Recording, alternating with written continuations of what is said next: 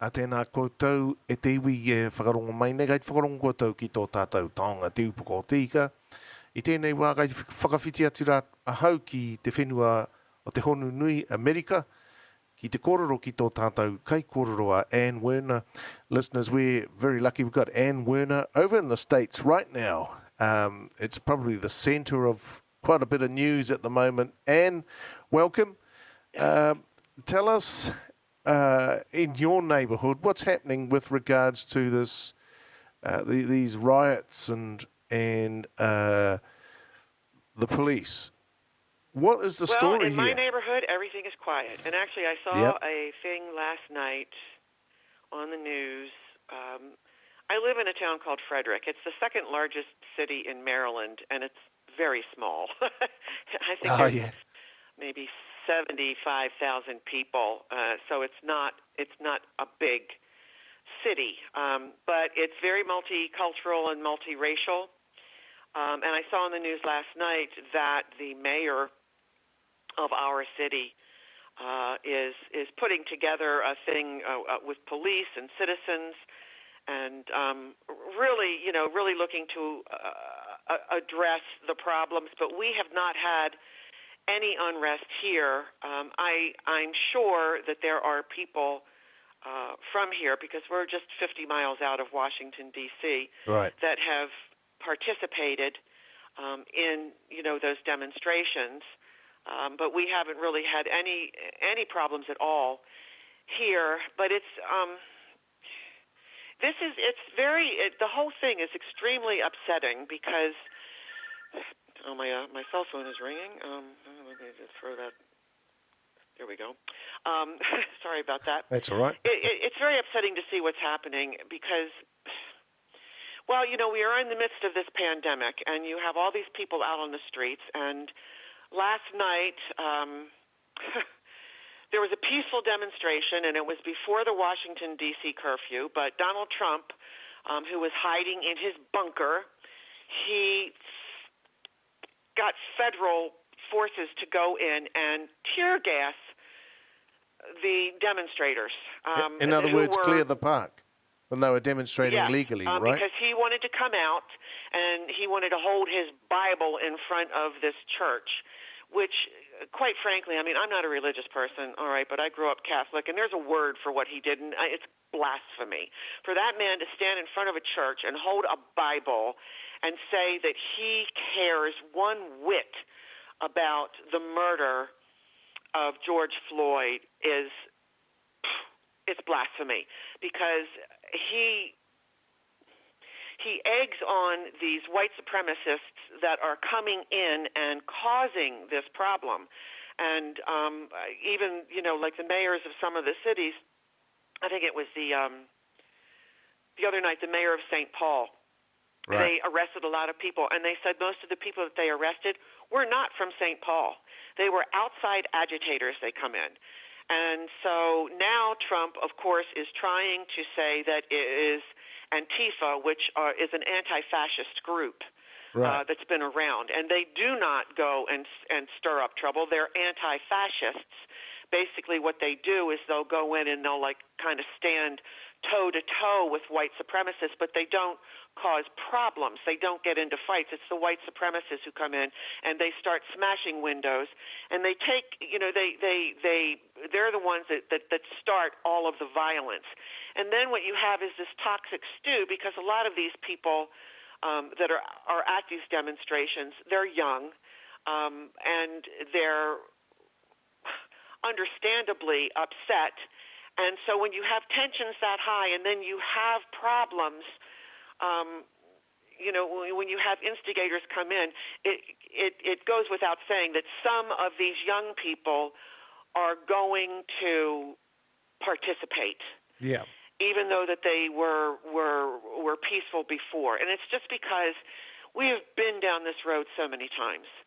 And I look at this, and aside from the fact that everything in this country right now is, it's so messed up and it's so upsetting. I look at this and I just think, oh my God, most of the people are wearing masks, but some of them aren't, and they're all out out there. There's thousands of them with a virus that is raging, and you know they're going to take it home. They're going to infect members of their families and their communities. I cannot believe that we are living through this chapter in history, and it doesn't seem like anybody is willing to stop this madman. And what he's doing is he's pouring gasoline on a fire. Yeah. And I don't know where it's going to end. And he's talking about I've heard federalizing troops and sending them in yes. to the states. Oh, my God. I really can't believe it. We've heard that he's asked a whole bunch of governors to send troops to defend Washington, and they refused. Well, the thing is with in Washington, D.C., he wants to federalize the Washington, D.C. police force. Now, I know that Mayor Muriel Bowser is not going to stand for that. She will go to court. She will do whatever she wants. But he's thinking of invoking an old, I think it's an 1809, 1807, something like that, law, the Insurrection Act. Right. He has a lot of tools at his disposal that he can really foul things up, and they're all legal. Yeah. And it's really, really scary. And I just don't know. And the Insurrection Act is he would send in the United States military into states to quell a rebellion. I think what he wants to do, the thing is, Donald Trump understands something. He understands that if he loses this election, and he is on track for losing it, if he loses this election, he knows that the next stop for him is going to be prison, unless he gets right on a plane and flies to Moscow. Because Joe Biden has said he's not going to stand in the way of a Justice Department investigation. My fondest wish is that, Joe Biden is president and he gets Kamala Harris to be Attorney General, because she would go after Trump with a vengeance and she would nail him to the wall. And Trump knows that no matter who is Attorney General, he is going to go to prison. Is that right? There's not going to be any pardon for Donald Trump. Is he looking like he's going to go? Is he looking like he's going to lose the election, or is that? Oh, he's running right now 11 points behind Joe Biden. And the reason that I can trust the polling on this is he's losing seniors. And seniors are really his, backbone. That's the backbone of his support. And he's losing them. And he's losing them because of his response to the coronavirus. Because seniors are the people who are most at risk. They're the people that you are going to find mostly in nursing homes. And they vote, in, right? They rehabilitation facilities. The seniors actually go out and vote, don't they? They're the ones that actually regularly vote. They are the biggest voting bloc. Yeah. And so they are, and they're the people that put him over the top the last time.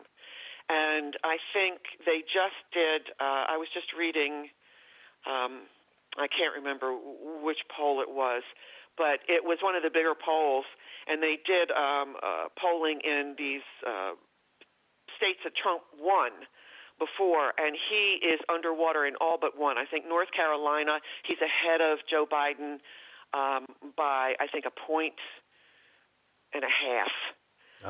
The rest of them, he is behind Joe Biden in places that he won before, in Pennsylvania, in Wisconsin, in Michigan, all these places. He is behind him. I don't know what he wants, his plans are, but I do know what he wants to do. He wants to do something that's going to stop the election. That's what he wants to do. And he's doing everything he possibly can. He's convincing people that vote by mail is terrible. We've had vote by mail for years and years and years. That's how the military has always voted. When I lived in California, I always voted by mail. It was better than standing in line at the polls. And ever since I moved back to the East Coast, I vote by mail. And especially now during the pandemic, and you don't even have to request a ballot. They just send it to you in Right. my state. Well, that's good. That's good. Well, Ann, yeah, and oddly enough, though, voting by mail has always been something that Republicans liked. And, right. Yeah, so, yeah, Ann, but now he's against it because he does not want... he doesn't want a big said turnout. He doesn't want a big turnout, does he? Yeah, because a big turnout, he said, no Republican will ever win again. And it's true. Yeah. Now, Ann, it's true. One of the things that cropped up in the last week or so was that Twitter decided to fact-check him, and he didn't like it. Well, he didn't like it. Yeah, now he's saying he's going to regulate it and blah blah. You know, he's going to. No, he doesn't. He doesn't say he's going to regulate it. He said he wants to close it down, but he can't do it. It's a private company. Yeah. And quite frankly, you know, I don't know. I'm kind of conflicted. Some people say, oh, they should have taken his tweet down, but I don't know. I think maybe it's a little bit more effective to keep it up and have the fact check there, because first of all, it enrages him, which I think is a good thing. I do, because, Really? you know, he is older and he doesn't have good eating habits, and who knows the state of his heart. A girl can hope, and you know, and plus, I also think that you know, his supporters look at his feed, and I think that seeing a fact check there is efficacious for them, even though it might make them angry or something. You know, it still, they'll have the truth in front of them. I know the truth is antithetical to everything that they hold dear, but sometimes you just have to shove it in people's faces. But yeah, we are in a very, very, very bad place right now in this country. I mean, and the scariest thing about it is he's going to be there until January 20th, and who knows what he is going to do in the interim. Yeah. Well, this is true. No one knows because he's so unpredictable. Well, in some ways he's predictable. Right now he is a cornered animal. Yeah, in some ways he's predictable, but the stuff that he does is unpredictable. Now, and when you think he can't do anything worse, he tops himself. Oh, yeah, wow. He just, yeah. You know, I mean, I write fiction. I could not make this stuff up.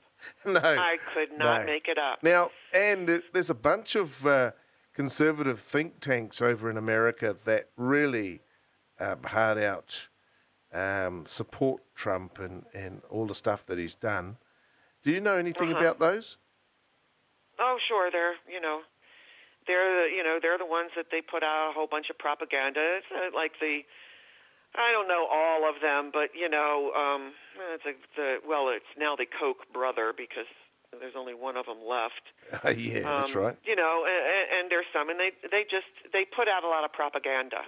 Yeah. But the one really good thing is there are never Trumpers in the Republican Party who have either left the Republican Party or they have still maintained their party affiliation, but they are against Trump, and they have pooled their money. One of them is Kellyanne Conway's husband, George Conway, along with people like, I can't think of their names, people that headed up the John McCain campaign and Steve Schmidt, people like that.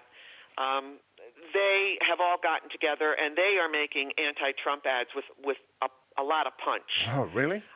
So that is going to be added to, it's going to give Democrats a boost because the ads that they make are just so damning.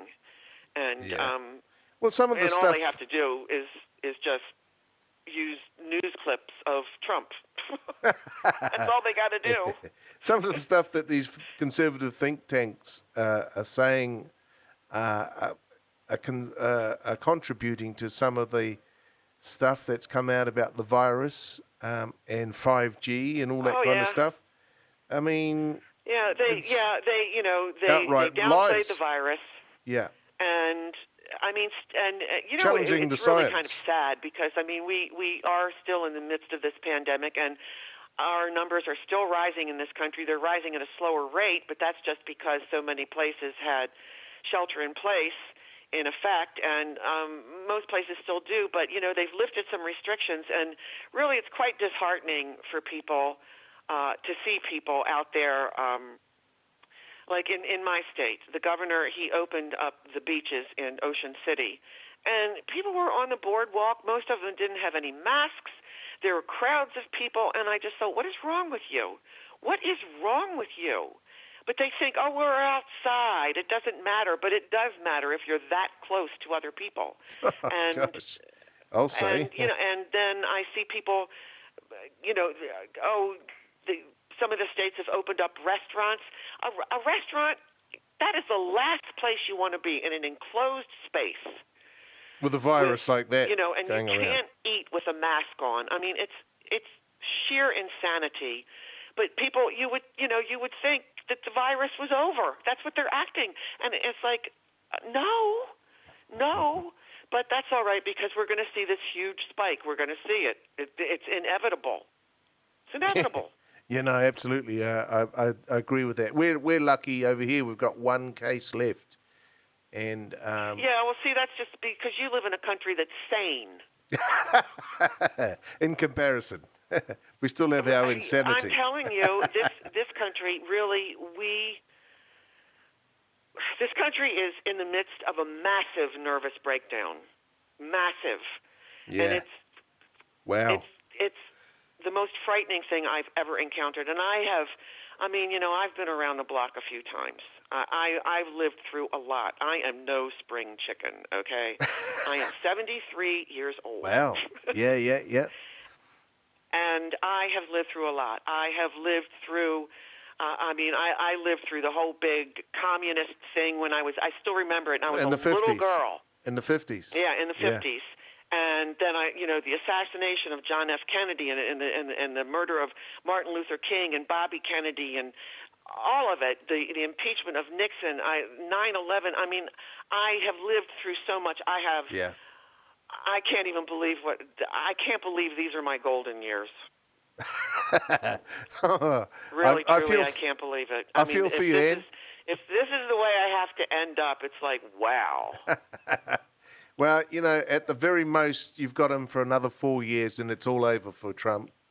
And at the very least, you've got him for a few more months. The thing is no. If we have him for another 4 years, this country, I can guarantee it, will be destroyed.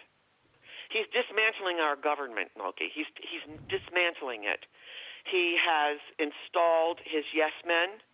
We have an attorney general in William Barr who is not looking out for the interests of the people of this country. He is doing what Trump wants him to do. He wants to launch an investigation into Obama. He wants to put Obama in prison. Why? What did he do? What did Obama do? 4 years. Pardon me? What did Obama do? Nothing. Except be a good president and never have a scandal. And, but it doesn't matter. They will make up lies. That's what he's been doing. He's got in his Twitter account, every once in a while, in all in caps, one word, Obamagate. Oh, my gosh. Having and the Justice Department is actually, that's what they're doing. They are investigating the Obama administration. Well, Obama is a professor of law, so, it doesn't I can't matter. believe this. The thing is, it doesn't matter. What I'm trying to impart to you is Donald Trump is dismantling the rule of law in this country. He's dismantling it. Yeah, we can see that. He is. And if he gets another 4 years, I'm telling you right now, we are done. He is exactly like Hitler. He's exactly like Hitler. And now what he's trying to do is he is trying to make our police forces into the SS. And I'm not, the Schutzstaffen, I can see it as clear as day. Anybody who has studied history and look back at what happened with Hitler, because it took Hitler a long time. Yeah. And, you figure in 3.5 years, look what Donald Trump has done to this country. You give him another 4 years, and it's over. We really are finished. We really are finished. And that's what's so terrifying. This is not like the George Bush presidency. No. This is a completely different animal. This is on another level. Completely different.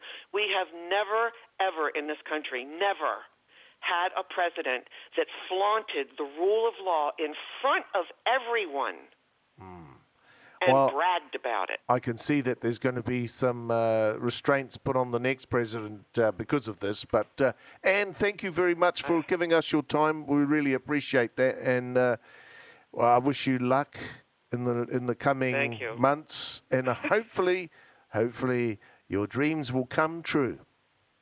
I know. All right then, Anne. Thank you. Thank you. All right. Well, it's always good to talk to you. And same here. E te iwi, tēnā koutou, ko Ann Werner tērā tō mātou mānga i roto i te whenua o Amerika, te honu nui o te ao. Hoi anō rā, kai te whakarongo tō koutou ki tō tātou taonga Te Upoko Te Ika me te hōtaka tō Rangapū.